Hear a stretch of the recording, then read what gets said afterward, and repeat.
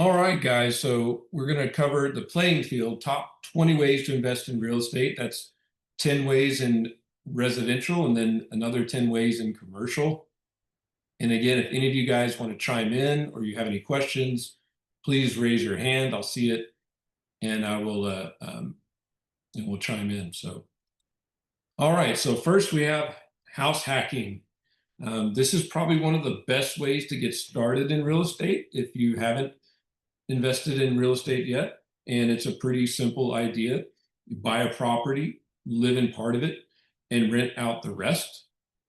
So it could be renting extra bedrooms in a single family home, or it could be buying a duplex or a triplex or a fourplex where you live in one unit and lease the others. So this strategy helps you cover your mortgage, lower living expenses, and builds equity at the same time. It's a great way to also learn property management and investing without having too much risk. So many investors get their start here with house hacking as kind of like training wheels for real estate. And with the cash flow from the rent, it's possible that you could cover a majority of your expenses as far as a house mortgage payment, or maybe even cover all of them, depending on the situation. So some of the pros, like I mentioned, it reduces or eliminates personal living expenses. It's an easy entry point with low down payment options, such as an FHA loan, which is as low as 3.5% down. 3.5% is not a guarantee. There's certain qualifications to get to the 3.5%. And something else about FHA, I used to think it was only for first-time homeowners. That's not the case. It is not just for first-time homeowners. So that's something, if you've already bought a house, to know that you can still qualify for an FHA loan, even if this is not your first home. So even though cost of a house is very expensive today, at 3.5% down, that's not too bad to get into something like that. And it's going to build equity and rental experience. Now, some of the cons, if you're living with other tenants, that can be pretty invasive, especially if they're in the same house. It's not scalable, right? Because you have to live there. And I mean, that's the whole point, is living there. And then tenant issues can directly impact your home life. So this was my first strategy, actually. And this is the first house that I ever bought in 2004. It's at in 1176 or 11617 Santa Cruz Drive in Austin, Texas. And this was it was interesting. I was a musician, right? I told you, musician, professional musician. Moved from Dallas to Austin with a rock band. There was four of us, and we were looking for a place. We ended up renting for 1 year, and then I thought, well, I did some math. I'm like, well, gosh, I could own a home for the same price we're paying for rent. And of course, this was 2004, and that was the case. We were paying like $1,200 a month in rent, and was able to buy this house for $143,000. And after the mortgage payment, interest, and taxes and insurance, it was under $1,200. So rented out 3 of the rooms to my bandmates for I think it was like $900. Paid the other 300 and owned the first property. Not the most beautiful property, but it was amazing for a 24-year-old. Another fun fact about this deal is I got what some of you may not even know this language, but it was called a stated income, no documentation loan. And this is a reason when the GFC happened, okay? Because I remember going into the Washington Mutual, and I'm meeting with the vice president. Again, I'm 24 years old, never bought a house.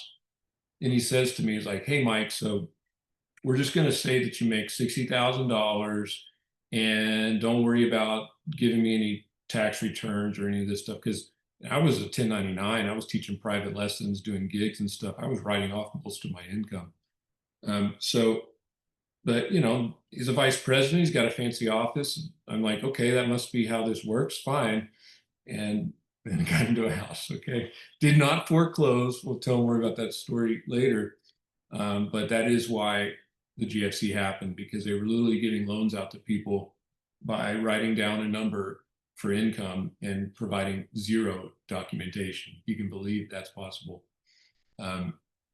So anyhow, so that was my first strategy, was house hacking with that first property. So number two is single family rentals. I think that's most people probably understand what this is, but it is a tried and true path to generate long-term wealth.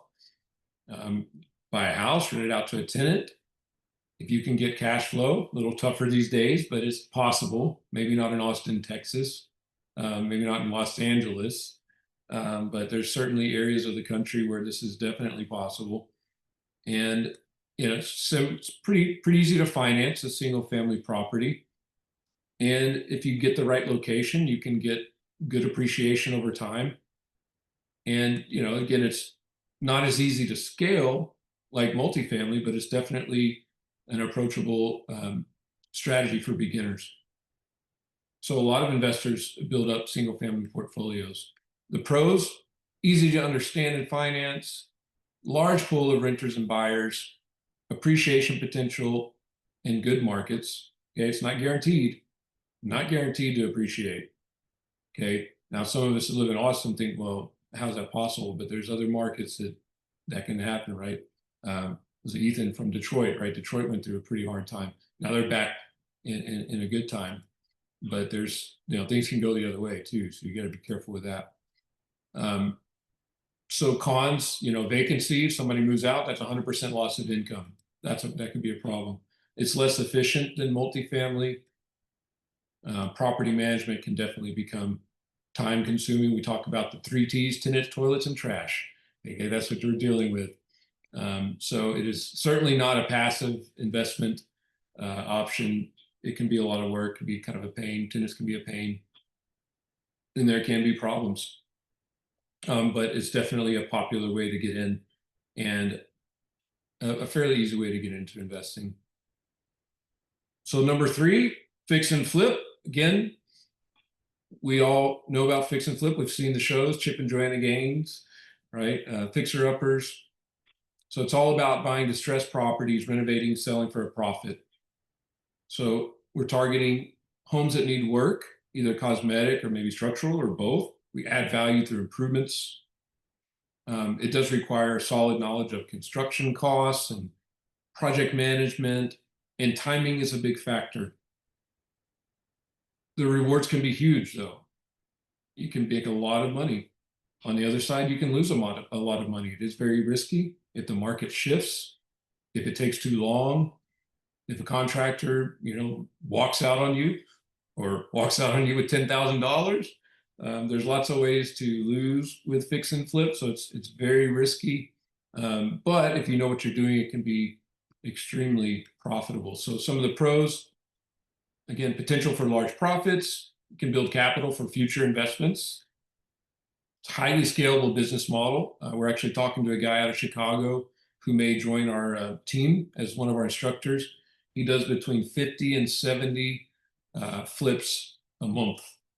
Okay, he's built a whole operation behind it. This is a real business, doing $400,000 to $600,000 in net profit per month. So really scaling up our operations. It's highly scalable.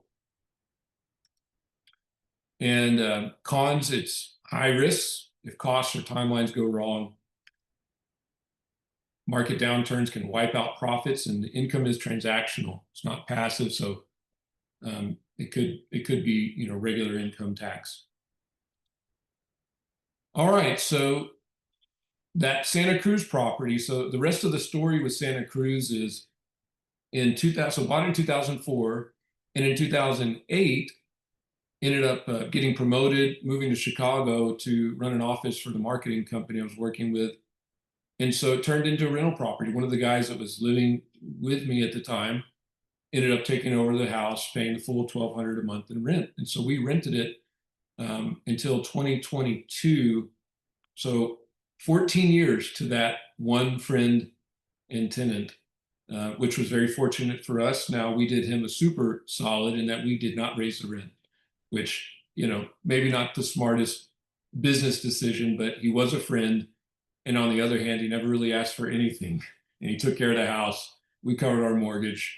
So it was paying the mortgage down at no cost. And only reached out when there was like something pretty serious. But thankfully, there really wasn't much. So super solid tenant, 14 years. In 2022, he decided to buy his own house. So my wife and I decided, you know what?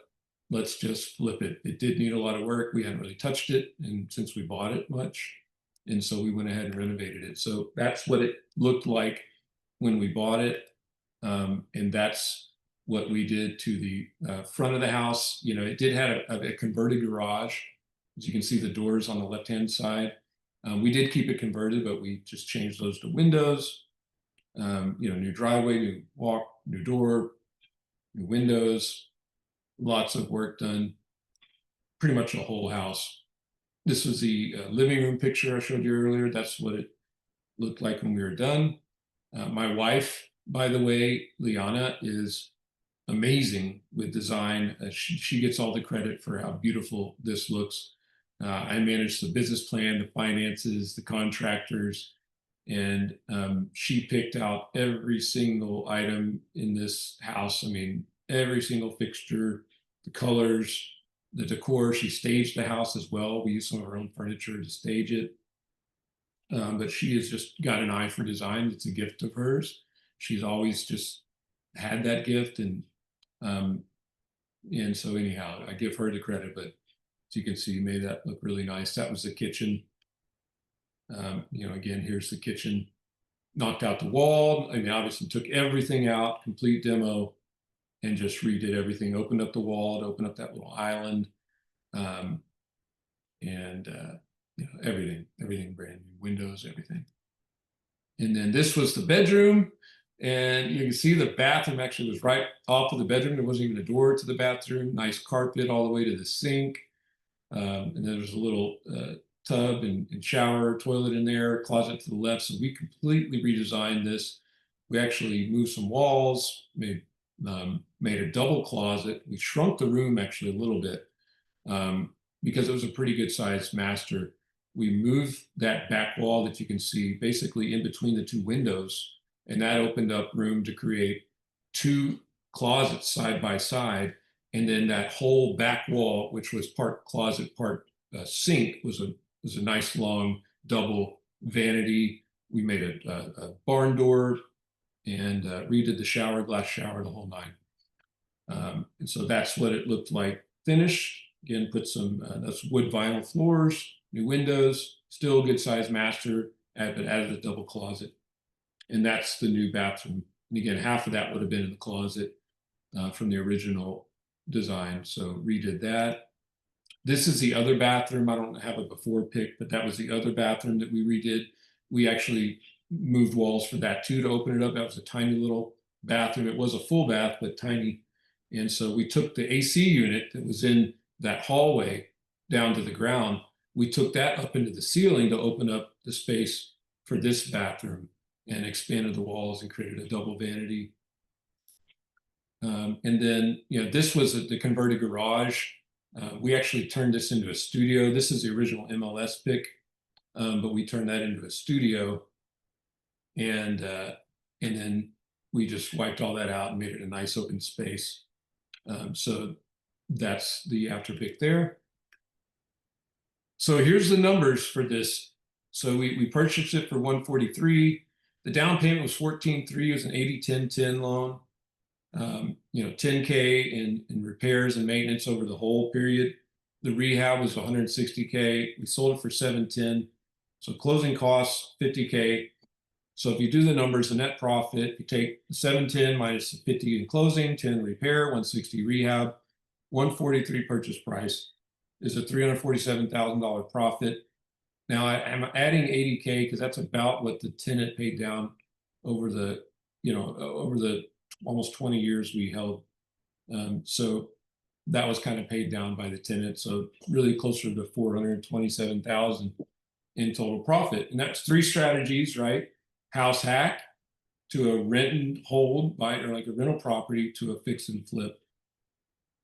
Obviously that was over the course of a long period of time, but I think this is a good example of something that anybody can do today. Still, it's like, yeah, okay, maybe it's 3 or 4 or 500 grand, depending on where you buy. But you know what? 20 years from now, most likely that's going to be worth more. Obviously, pick your market appropriately. This happened to be a very good location, which is why it went from 143 to 710. It's right by the Domain in Austin. 183 in Balcones Woods is in the Balcones Woods neighborhood. So that did definitely work out well. But it doesn't mean that, you still can't do something like this. So anyhow, just want to share a real example of that. All right, so number 4, we're doing on time, 8 o'clock. All right, I'm probably going to pick up the pace a little bit, guys, so we can rock through the rest of these. But I did want to share that case study just for an example. So short-term rentals, guys, this is like Airbnb, VRBO. This has become very, very popular recently. So instead of renting monthly, you're renting nightly or weekly, basically kind of run your own like hotel. You can definitely generate more income, but of course you're dealing with vacancies and things like that. So a lot of that depends on how consistently you're renting it. The other thing is location is everything with these, right? I mean, it's got to be in a spot where people want to rent short-term rentals. Now, the challenge with that, because this has become so popular, if it's a really good spot, there's probably a lot of competition. So, it can be great, but you just got to know what you're getting into. The other thing with these, it really is running a business. You're talking about marketing, websites, management, property management, cleaners, lots of maintenance, got to be Johnny on the spot. With your, with repairs, especially if there's a tenant in there, if there's someone renting the property for a week and something goes wrong, AC goes out, you better fix that right away. You're going to have a terrible review, and reviews are everything. So anyhow, some of the pros, definitely higher income potential versus doing a long-term rental. You can block off time for yourself, which is awesome. You have a place like in Tahoe or something, it'd be amazing to be able to go there, right? So that's a benefit. Definitely good in vacation and urban markets. Now the cons, heavy management workload, regulations and restrictions in many cities, and seasonal and cyclical demands create inconsistent cash flow, right? So COVID, for example, right? I mean, nobody's going anywhere for a little while. And then that kind of reversed, but it's very seasonal, very cyclical, tied to the economy, right? Economy is good, people have money, they're traveling a lot, can be great. If things really slow down, we go in a recession, it can be really bad. So it's very cyclical. All right, midterm rentals. Oops. So this is similar to short term, but this would be more like 1 to 6 months. So 1 to 6 month tenants. So this is good for like traveling workers, like nurses or corporate workers, or maybe construction workers, or families that may be transitioning.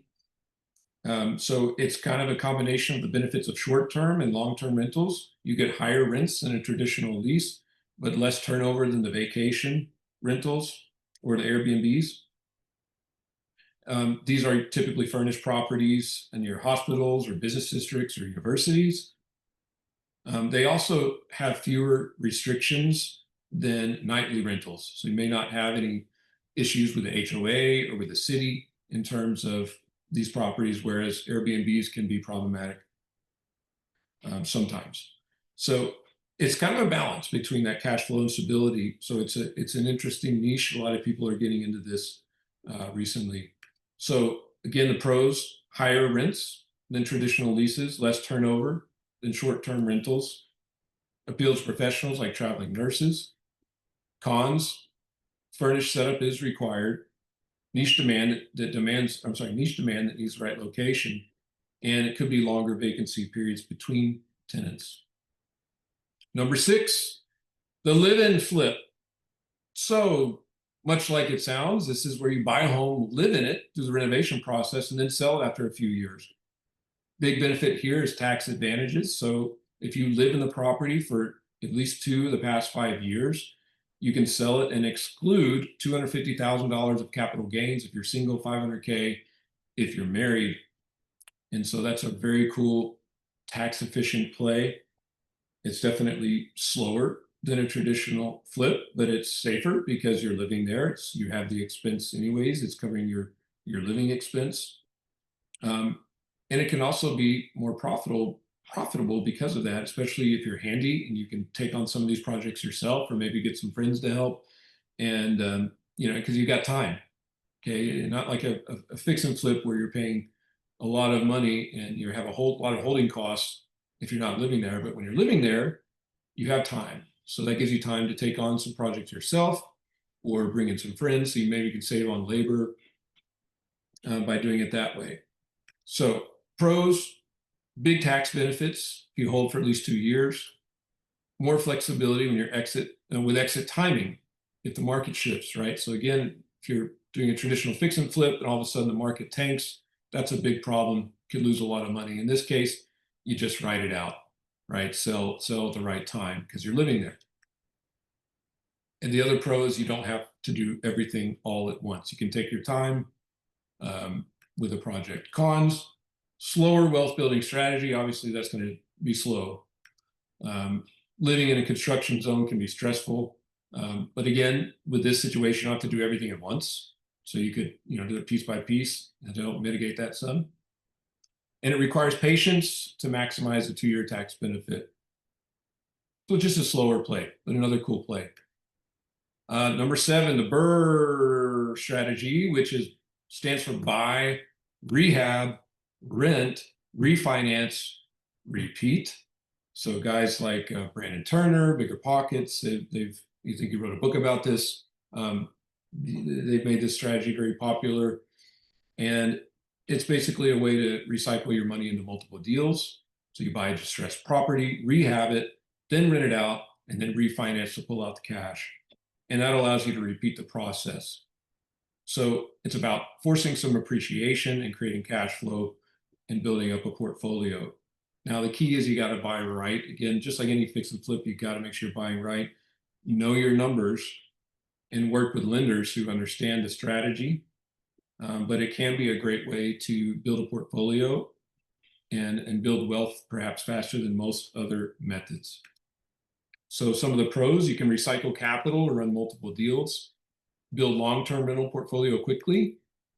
It forces appreciation through innovations. The cons require strong financing relationships. Again, got to find the lenders that are okay with this strategy. May end up being like more hard money lenders, more creative financing.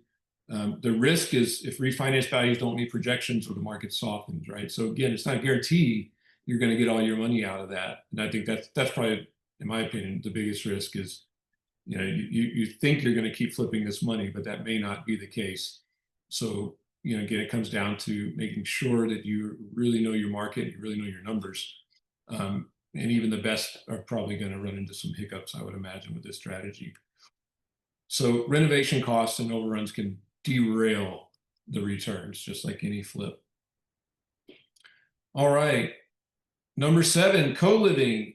This is a pretty new strategy that's become very popular. Actually, another guy we're talking to that may come on with our education company is scaling up this strategy, co-living, and pretty interesting what they're doing. But it's a modern twist on house hacking. And so instead of renting an entire property to one family, you rent by the room to multiple tenants. So it's a very popular model in high-cost cities with younger renters who value affordability and community.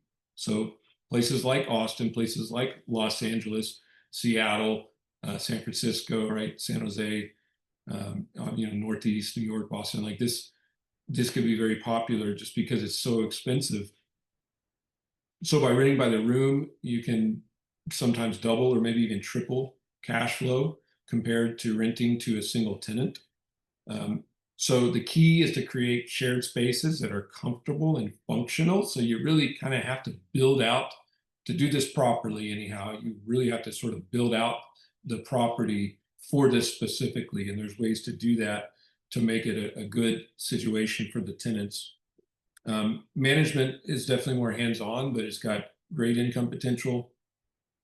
And it does tap into a growing demand for flexible, affordable housing options. So one way to think about it is, in what I've seen, these are usually nicer houses in nicer neighborhoods, right? So where someone can pay maybe $800 or $1,000 or even $1,200 or $1,400 a month, even if they're sharing a house, they'd rather do that and live in a really nice house in a nice location than, whatever that can get them in an apartment building, right?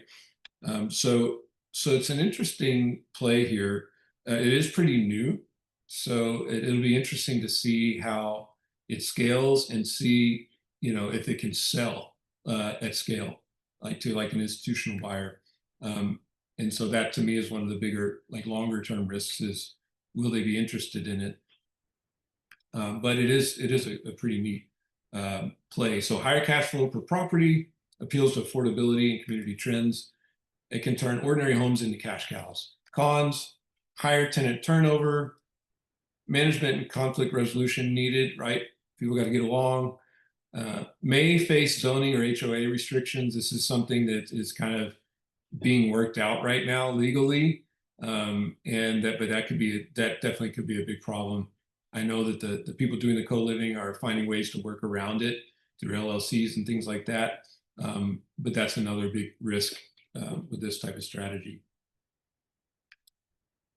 All right, number 9, wholesaling. I know some of you guys are doing this right now, but it's essentially just finding off-market deals and connecting them with buyers without actually ever owning the property. So you put the property under contract at a discounted price, and then you assign that contract to an investor and you collect a fee. It doesn't require much capital to get started, but it does require time. A lot of hustle, marketing, networking, negotiation skills. Could be knocking doors, talking to homeowners, running through foreclosure lists, or maybe doing some online marketing like the guy I mentioned in Chicago. Tons of marketing. I mean, he probably spends $20,000 a month on marketing to generate leads for this, and then he turns those into wholesales or flips. So but and it's very competitive, right? A lot of people are doing this because it is many times one of the first ways people get into real estate investing because again, it doesn't really require any money. And you can make, maybe 5, 10, 20, maybe even 30,000 or more um, just from one deal and without very practically no risk. So it is pretty popular. Pros: it's low capital required to get started, fast cash without owning property, and it builds deal finding and negotiation skills. Cons: income is active, not passive. Competition is very high, and it requires constant marketing. All right. And number 10, new construction, ground up. So this is building a property from the ground up rather than buying an existing home. It can involve building with a worker on single family residence or maybe a small subdivision, or it could be building rental properties designed for long-term holds. So it could be to build a rental portfolio or just to sell for a profit. So the advantages: you can use modern layouts, energy efficiency. You won't have much repairs if you're talking about a hold situation. And it also allows the investor to choose desirable locations and customize the property to the market, right? However, it does come with challenges such as longer timelines, depending on, how long it takes to get permitting. You have probably at least a year. Maybe you can do it in shorter timelines in certain, markets, and with a really awesome process, maybe it's 6 months, but probably at least 6 months to a year. And depending on the market, could be longer than that, 18 or 24 months if it's like a larger custom home in a difficult market. So a lot of time with no revenue. Okay, so a lot of time with no revenue. So very, very high cost to hold. So pros, like we talked about: modern, efficient homes with lower maintenance needs, strong appreciation or income potential in growth markets, and it's customizable to meet tenant or buyer demand. The cons: long timelines with risk or delays for overruns, sensitive to rising material and labor costs, and it requires more capital, a lot of capital, and risk than buying existing properties. All right, so that is it for residential. And I guess I'll just take a pause. If anybody want to chime in, any comments or questions before we move on to commercial?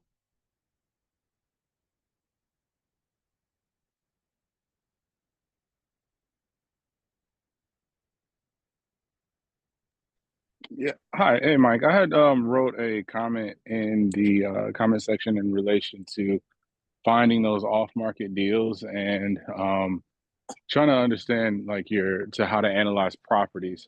Is there a way? Do you have any insights on that as well? Well, which one? Finding the deals or analyzing properties or both? I'd say both. Okay.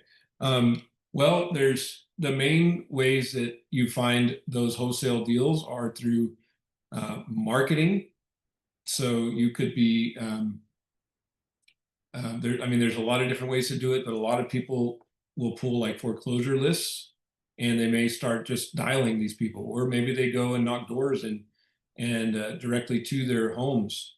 A lot of people will just drive around, call it driving for dollars, just looking for properties that look distressed. Um, but I'd say that the foreclosure list is a big most where most people go. Um, Although it's then you got to be fast, you got to be quick, and so that's where guys have call centers that do this. Um, so yeah, so I mean, I think that's as far as wholesaling goes. As far as deal analysis goes, there's a lot of different um, calculators and things that you can find. That's something that I probably won't go into on this call, but I think it's definitely something that we could maybe cover in a future call. Um, but and it depends on what you want to do, right? Because there's so many different strategies. So I guess the question is, you're just talking about analyzing a deal just for a wholesale or analyzing it for a different strategy. I'd say wholesale and probably fix and flip. Just to know kind of how much you want to put into the project and then how much is it going to sell for. Are you just looking at the current area and like houses, and then basing your price off of that? Or is there another way that you are another variable that you're putting in that analysis? Yeah, I mean that's so it's always great to have an awesome realtor on board. We've got and I'll throw his name out for any of you guys. But Scott McCord, who's local in Austin. He's by far the best realtor we've ever worked with. So having a realtor on board to do MLS analysis is key. And so you want to have a realtor on your team to give you some comps, and to give you an idea of what the property is worth. And that'll kind of give you like an ARV, right? An after repair value. So that's helpful to know whether you're wholesaling or flipping, because you'll know what the buyers for the wholesaler will be looking at, and you know what you'd be looking at if you end up holding it for yourself to flip it. Now, in terms of figuring out what to do with the property, that's kind of an art form, right? I mean, it's every property is different, and so there's so many variables there. But some of the bigger picture things I guess I could say is you just want to be appropriate to the market, right? Whatever you're going to do to the house, it needs to fit the market. Don't be the unicorn, right? Don't build this amazing luxurious place if that's not what the market calls for. So again, kind of goes back to market research and understanding that area and knowing what's appropriate for that market. And it's kind of like, you want to do as much as you can to get the value to drive the most ROI, but then as little as you can to save the cost. So it is obviously it's that balance. Um, and I think that's just where, experience comes into play, understanding construction and like how much things cost. And so, that is something that experience really, really helps. And that's part of why we're building what we're building, right? Is because we're going to have people that can walk properties with our students. Like, okay, well, I would do this, but not that. And these are the kinds of things that are, I mean, they could make or break a deal, right? Sometimes, especially when you're talking about flipping. Um, but it really does that comes with a lot of experience, I'd say, to know exactly what to do. And of course, even the best, maybe not get it right 100% of the time, or maybe like you look back in retrospect and say, well, maybe we didn't have to do that, or maybe we should have done that, right? Because there's so many things you can do to a house, but hopefully that helps.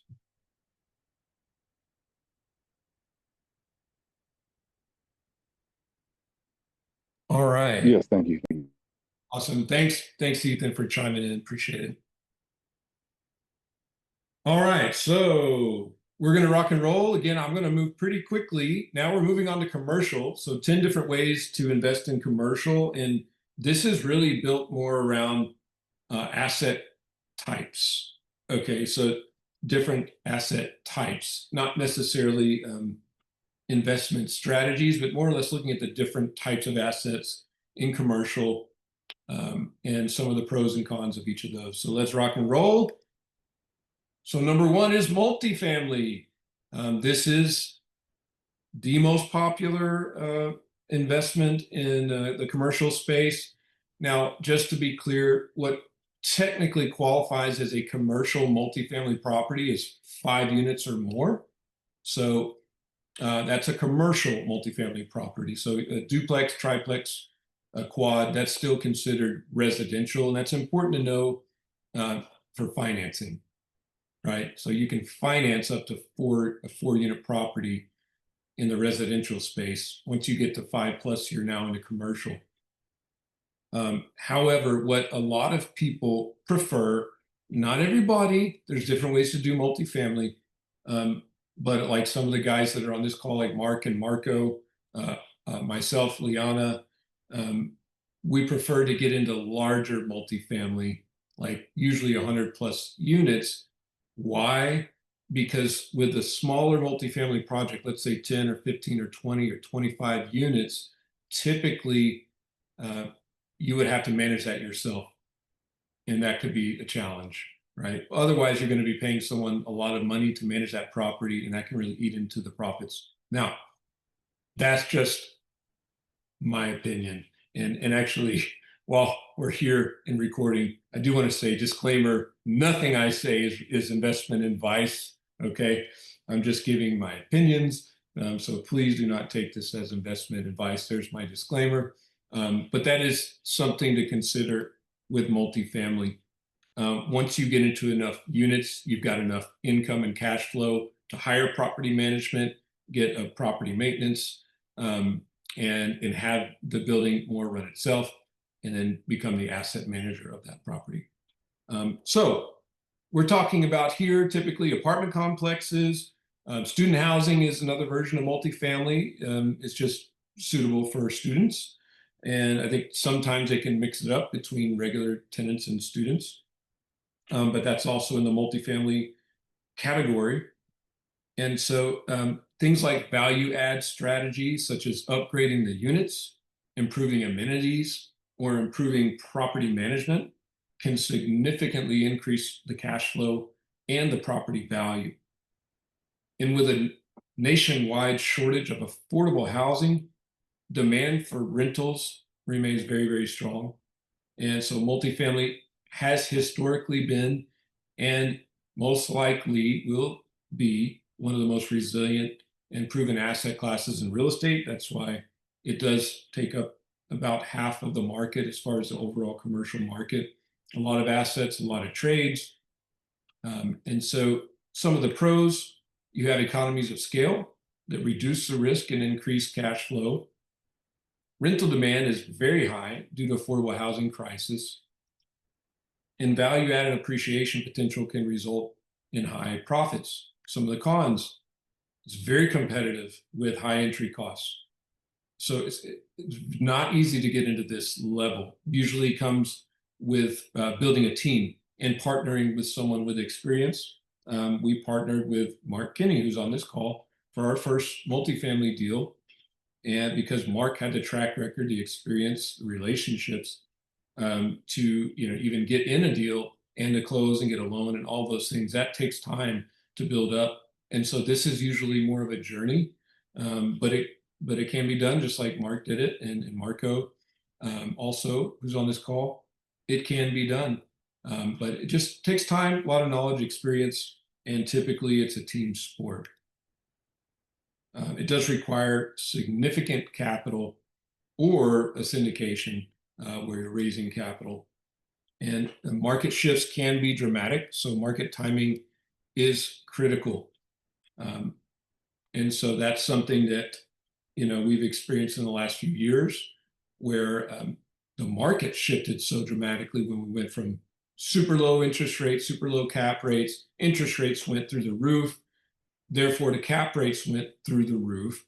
And the cap rate is what is the denominator of the equation that determines the value of the property, right? So in commercial, you take your net operating income, or NOI, which is basically the annual profit, or maybe the previous 12 months of profit of a building, and you divide that by a cap rate, which is a percentage based on the market, right? So the market determines the cap rate. So when interest rates go up, well, guess what? Anyone buying a building has got to make it work based on the interest rates. So that drives the cap rates up.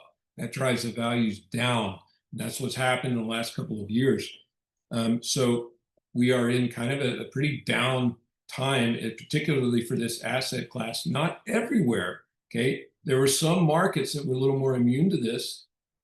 Places like Madison, Wisconsin. We have someone in our mastermind, awesome guy Tony, who's got 500 units in Madison, Wisconsin. They didn't experience this up and down like we did in Austin, or Dallas, or LA. Some of these areas that had, basically the Sun Belt markets, where all the money was flowing into these markets, and COVID times and all of that. And so things went way up, and now they've come way down. So anyhow, it is something where market timing is critical, but definitely an amazing way to build wealth, and the most popular. So Mark, anything y'all want to add? This is your guys' domain. No, you have 9 more to get through, so I think you probably. Okay. All right. All right. Thanks, Mark. For sure. Marco, anything? No, I can say a few words after. Yeah. You're on a roll there, so we'll just keep going. Okay. All right. And I did spend a little more time on this because I think it's like the most popular, but I'm going to roll through these last ones pretty quick, but appreciate you guys hanging with me. All right. Number 2, office. So office buildings, this could be anything from a small suite to massive corporate downtown skyrise, New York City. Traditional office investments provided stable long-term leases with credit-worthy tenants. However, COVID changed things, right? We all started working from home. This particular asset class has definitely taken a big hit in the last several years. Doesn't mean it's not a good option, just means you have to be a little more strategic. But essentially, way less people working in office. They've actually consolidated office space, so they're putting more employees in the space that is there. And even the ones that are coming into office are only coming like maybe half the week. So if you add all that together, the demand is probably like 30–40% of what it was pre-COVID. Anytime you're talking about real estate supply and demand rules, so with demand way down, that has caused this to definitely see some changes. Okay. But now people are getting strategic. So some of the pros: long-term leases provide stability, high income potential in prime markets, and they can be repositioned for medical or flexible use. That's what a lot of people are doing with office, big repositioning plays. Again, those are very risky, but can be massively profitable if, for example, you could imagine taking a downtown office building in San Francisco, turning it into condos. Okay, could be massively profitable, extremely risky, however. So some of the cons: remote work has reduced tenant demand, like we talked about.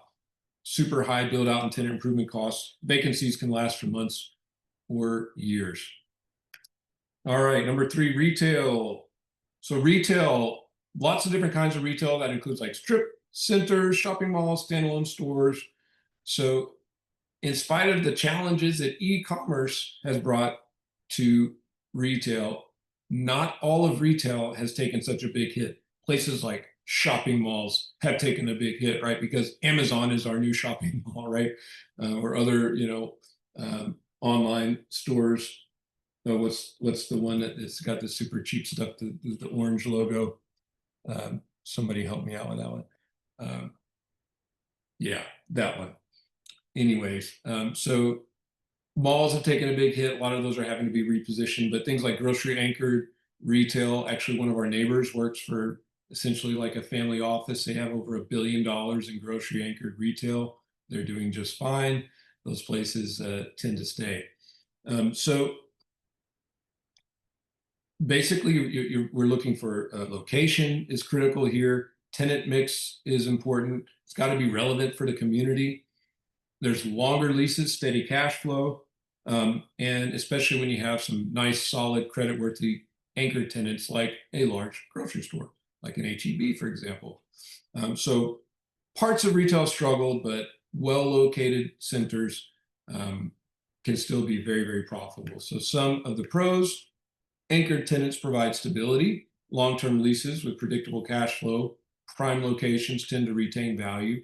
The cons: competition from e-commerce, risk of tenant closures or bankruptcies, and a heavy reliance on strong location and tenant credit.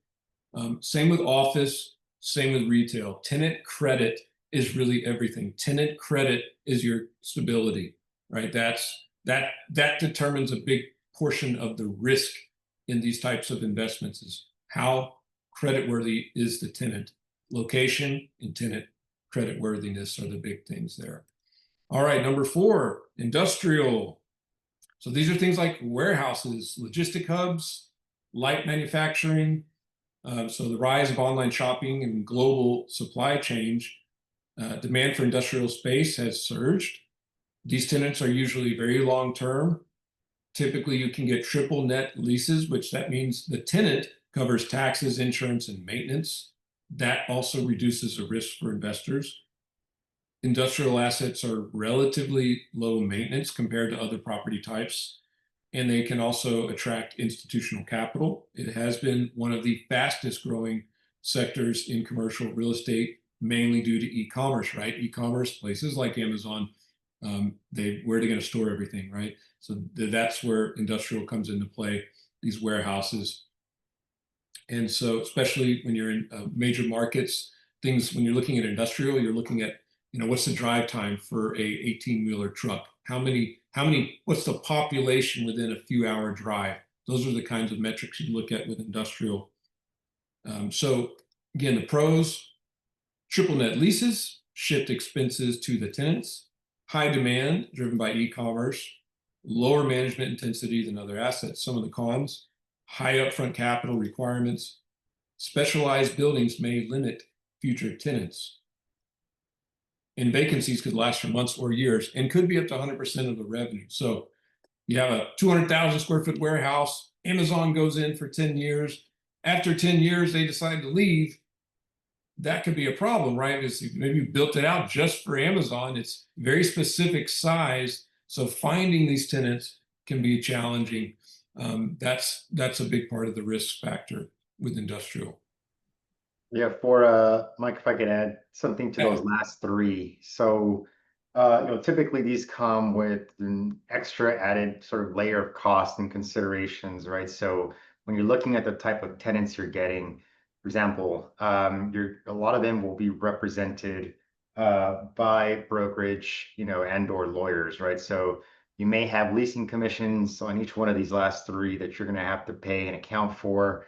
You may have to have legal representation on your side, because these negotiations for a lot of these 10-year leases or even 5-7-year, can get a little bit more sophisticated. So you got to get legal involved. So just an additional layer for these last 3 assets. It's very different from the multifamily, right? Where it's not taking you 6 months to negotiate somebody's application, and so a little bit heavier on that side. Yeah. And tenant improvements, to your point, you're talking about build to suit. Each one of these has that component, right? Office suites, you may have to put up some capital on the tenant improvement side. That's something that's going to get negotiated. Same with industrial here, and same with retail, right? So, just something to consider, right? If you're looking to get into commercial real estate, just understand that these last 3 will have, their kind of own, unique ecosystem of other partners that you're going to have to bring around to sort of best manage these.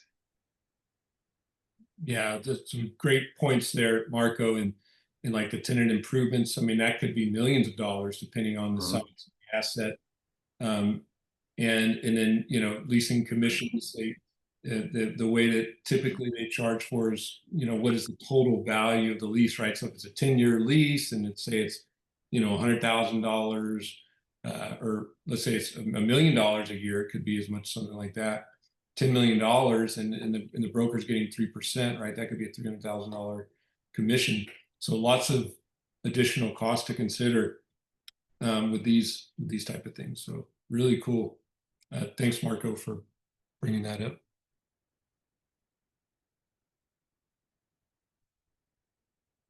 All right, so hospitality. So we're talking about hotels, motels, resorts, extended stay properties. So generate income through nightly stays, events, and food and beverage, restaurants, things like that. They can be highly profitable when tourism is high or in business travel markets, but they're also very cyclical. Again, economically dependent. Think about even the workforce, right? What happened with COVID and the way that we work now, business travel way down, right? So that's affected hospitality. So very much reliant on these kinds of things and economic variables as well. So they require strong operational management, right? Running a business, this is much more intense operationally, especially if you're talking about having a restaurant on site, food and beverage bar. That's a whole new thing. Now you're running multiple businesses within that location. So when travel and tourism are booming, this can be amazing.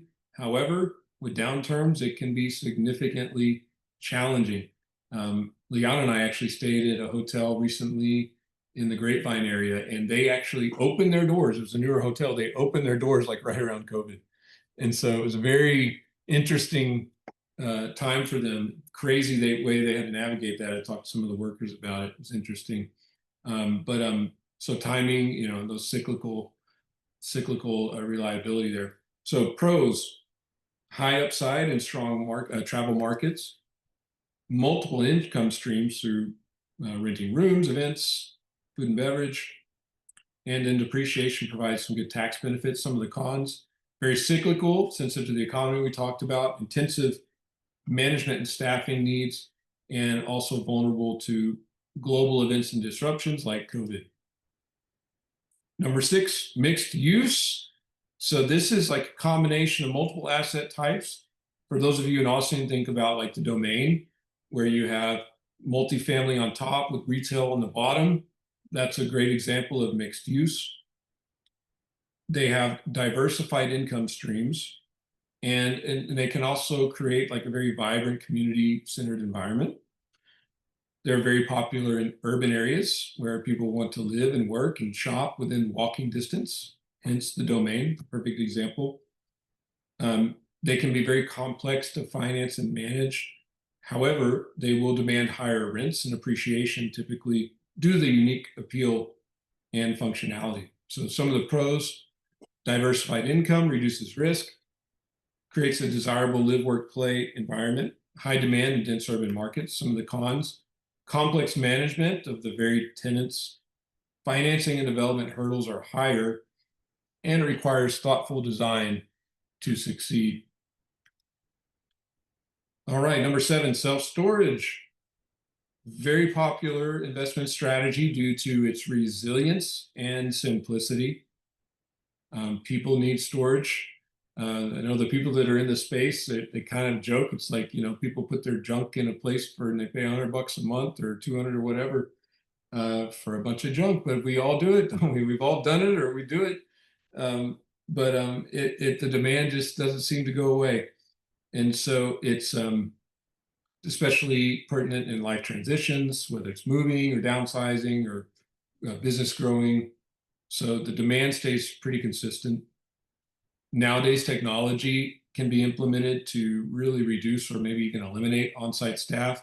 We know a guy out of Dallas that's scaling up self-storage. They manage them remotely. They don't have on-site, and it works now with technology. So got to have, good website marketing, those kinds of things, and good process and procedures at the site, but it can be done. So operating costs can be very low, and you can add some value by adding like climate control or improved security. But it is one of the most recession resistant property types with steady performance, even in downturns. So some of the pros: recession resistant. We just talked about that. Low operating costs and staffing needs, easy to scale with technology. The cons: competition can saturate markets quickly. Institutional money has been getting into this space, buying up a lot of these buildings, so it can be pretty competitive.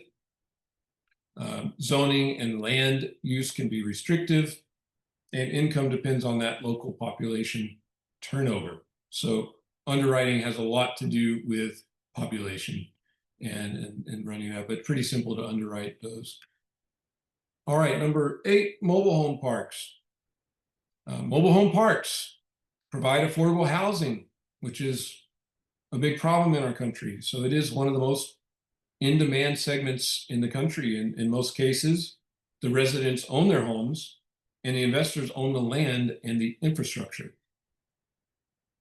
So this creates stable, recurring lot rent with relatively low maintenance because, again, you're not maintaining their mobile home. They own it. Just like they own their car. It's almost like an RV. That's theirs. They own it. You just maintain the land and the sewage. If there's sewage, usually there's water and sewage on site. So those kinds of things have to be maintained, but not the property itself. So that is a big plus. The supply of mobile home parks is very limited, and it's almost impossible to build a new one. The cities don't want them because the cities don't make money off of them, because all the city gets is the revenue from the land tax, right? So it's almost impossible to have a new mobile home park. I think in the last year there was like 5 in the whole country. I mean, it really is practically impossible. No cities want them to be developed. So you have to buy them, right? You just have to buy them. They're already zoned. So although there's some management challenges, it's definitely high return. These are also one of the highest cash flow assets. Can get some massive cash flow from mobile home parks. So pros: strong demand for affordable housing, low maintenance with tenant-owned homes, and massive cash flow when bought and operated well. Cons: the negative stigma can affect financing, can be more of a challenge. Management challenges, tenant relations. They are extremely difficult to find and close due to low supply and high demand. Very competitive to find these, but definitely a cool investment strategy. Medical office. So these are things like healthcare, such as doctors, dentists, outpatient clinics. Tenants are typically signing long leases, and they're invested in customizing their space, making them very sticky, not likely to relocate, right? If you've built up a dental practice, for example, in your city, you've got people that are probably coming to your office because they live close to you and maybe you have some good reviews. Most likely, unless you absolutely have to for some reason, why would you move, right? Same with doctors. Like, why would they move? They've got thousands of clients they built up over a decade. So definitely cool for sticky tenants. Healthcare is a stable asset because there's always demand for healthcare. So it's got very strong defensive qualities. And specialized build outs can be expensive, but the reliability of the tenants definitely helps to offset that. So some of the pros: essential services ensure steady demand. Tenants rarely relocate due to high build out costs. Long-term leases provide stability. Cons: build outs are costly and specialized. So kind of same to what Marco was saying. Tenant improvements, right? That's the build out. With these buildings, typically will be landlord will provide some of this, at least a portion of it. So those are some costs that have to be considered Now, all of that becomes a formula in how the lease is structured as well. So longer term leases, you account for these expenses. And it's also kind of a way to remember the exit value is net operating income divided by cap rate. So by front loading the expenses, this is a strategy as far as how to exit in a great spot with medical office or anything like this. A lot of operators might give more tenant improvements in exchange for higher rent, because the rent is ultimately going to determine the value of the property. So that's actually a strategic play too, where they could give, maybe 100% of the tenant improvements and maybe 3 or 6 months of free rent while those improvements are happening in exchange for a higher rent, which will equal a higher exit. You can start doing the math on that stuff, and that's where leasing becomes very strategic. Like Marco was saying, lawyers involved. It's a very strategic process. So the cons, again, smaller pool of prospective tenants, sensitive to healthcare policy changes. And last, we have assisted living facilities, number 10. So assisted living senior housing, this is growing in popularity because of the aging population, the boomers. The boomers are coming into this age, and that's a massive population that's going to be going through these communities. So we're talking about like, senior centers, places where they do need assistance. So not like a senior community, not like a 55 plus community, but really assisted living facilities. So this is real estate combined with healthcare operational business, right? And so this is not just housing, but it's daily support services to the residents. So the demand is expected to rise for decades. So it's a long-term opportunity with a lot of demographic tailwinds.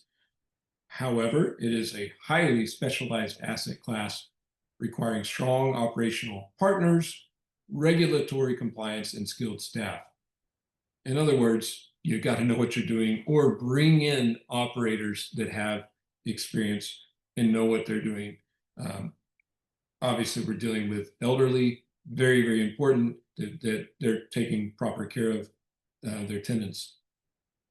So when you have experienced operators, you find the right opportunity, this can be very, very strong financially, both for cash flow and with all the tailwinds, the appreciation.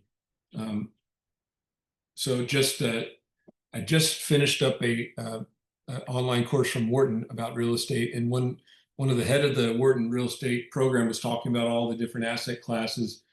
This was the only one that was like given a thumbs up, like this is pretty good right now. Everything else was like, it's okay, not so good, not so good, not so good. Assisted living got the thumbs up, and it's because you see the demographics, right? I mean, it's just clear what's coming into this space. So anyhow, the pros: strong demographic driven demand, high income potential per resident, opportunity to make social impact. Cons: operationally complex with a healthcare component, heavy staffing and compliance requirements, large upfront capital needed. And with that, we've gone through 20 different ways to invest in real estate. Thank you guys for hanging with me. I'm gonna stop the recording, stop sharing, and we will rock and roll.